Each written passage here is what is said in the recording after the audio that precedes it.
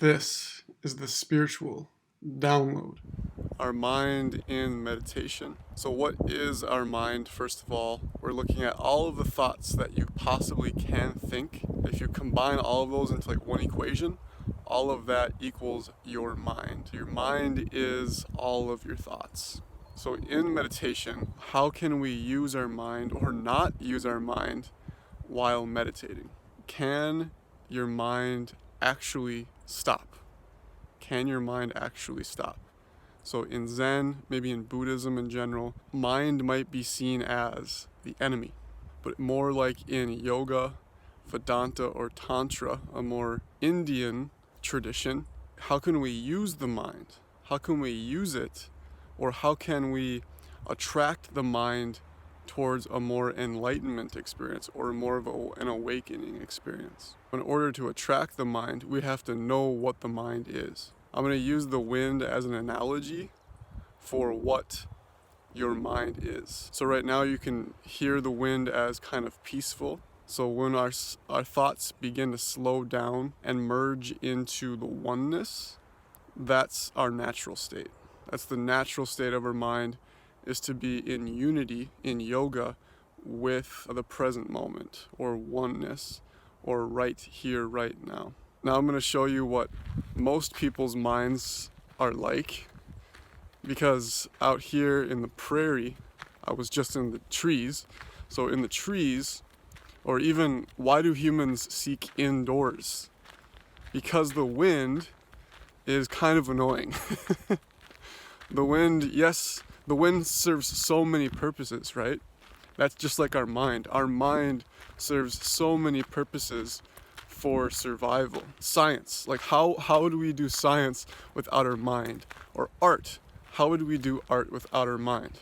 Okay, so here I'm gonna go out into the prairie, into the wind, where most of our minds in our Western society is like. It's basically like our mind is crazy windy all the time, and we don't have enough patience, mindfulness, or calmness to be in the present moment. A lot of the time, our mind is like this. Out in the open prairie, we're overthinking, we're lost in the crazy wind, and sometimes we might want a tent or to be somewhere indoors or covered by the trees so that we can just have some peace and quiet. So this is kind of like what our mind is like. You might even get gusts, a huge gust of wind when you're going through something difficult or when you're very, very stressed. In meditation, the goal is to seek shelter from the wind. So the wind is your crazy mind, your monkey mind, as they say in Buddhism. But how can we seek shelter and be out of the wind as much as we possibly can? Is it possible to be out of the crazy wind of your mind 80% of the time? We can work it up. The idea is practice, meditation, mindfulness, being outside, and relaxing, and breathing. These are our techniques for getting out of the wind of our mind. So sometimes you might experience only 10% or 20% of being outside of being out of the wind and having shelter from the wind. But how can we get back into the sheltered aspect of our minds, more into the peacefulness that you see in the trees? So I'm heading back to the forest now.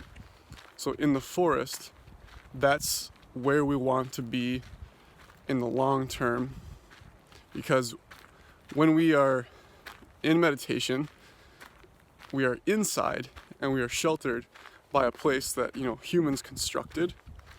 And being inside is great, but as you guys know from the coronavirus, from COVID-19, stay home, like cabin fever is a real thing. Being crazy at home happens because our brains are as humans, 99% of our history, dude, we were outside. Why would we want to be inside a lot all the time when 99% of the history we were never inside. Like, we had no idea what the concept inside was. Like, the idea of outside was created because we want to be inside now for comfort. Okay? So the goal is actually not comfort, the goal is peacefulness. So as you can see here, now I'm walking into the coniferous forest here. So coniferous meaning like pine trees, evergreen trees. Evergreen, always green. In Minnesota, in the crazy winter, most of the trees that are deciduous, their leaves fall. That's why we have beautiful fall colors, but they fall in order to hibernate through the winter. But now the tougher trees, they are like pines and evergreens. They have their needles, their green needles, all year long, so that they can, photosynthesize throughout the whole year. Being out of the wind and outside permanently is what meditation can bring you. So being outside in our natural state, but also out of the wind, because as humans, being out of the wind is very, very lovely. Out in the prairie, if you saw that, trees were cut. So the prairie actually used to be farmland, and then the college bought the land in order to turn it back into a prairie. But this pine forest area is how it should be all of the time, right? Humans cut down so many trees here in Minnesota. It's very sad. But this is our natural state, is living in the forest amongst the trees, out of the wind, but also out of your cabin and out of your home, right? Out of comfort, but in peacefulness, in our wild, natural state, out here in the forest. So breathing is so important. Breathing in fresh air. Breathing in fresh air is so important. Inside, it's kind of stuffy. Here in the forest, the trees give us so much fresh air, but also protect us from the wind of our crazy monkey minds.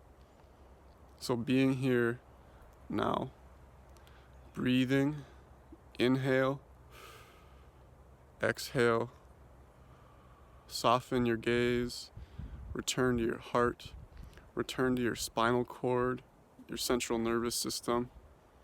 Nature wants you to be in this natural state. And deep down, you know that you are this. You are this deep state, deep natural state. That's it for today. See you guys later. Peace.